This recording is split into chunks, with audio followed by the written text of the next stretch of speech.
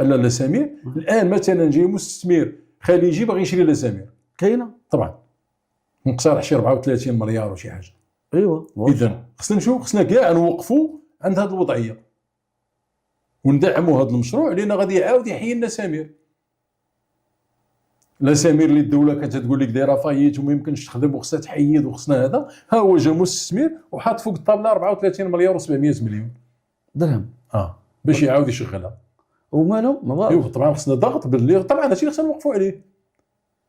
ما خصناش نمشيو نسكتوا صافي وراه داز ما كايناش.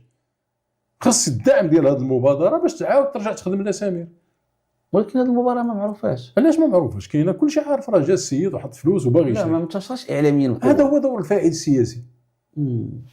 والفاعل الاعلامي هي نسلطوا الضوء على هذه الامور، ما تدوش انا بيرسي 34 مليار درهم باغي يحطها باش يعاود يديماري. وشنو جاوبوه؟ شنو كاين؟ باغي كنتسناو. اذا خص الدوله تجاوب وخص تبنى هذا المشروع.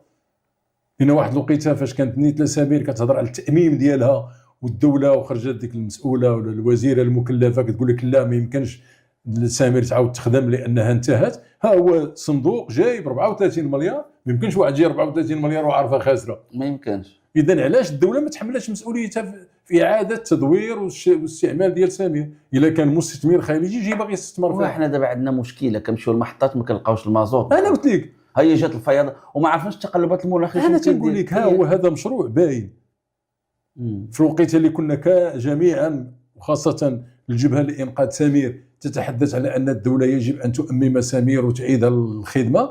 كتخرج الوزيره كتقول لك لا ما يمكنش وهذه شعبويه وما يمكنش سمير تعاود تخدم مره اخرى، التكنولوجيا متجاوزه وديك الهضره كامله. اذا ها هو جاي حاط 34 مليار باش يديماري سمير.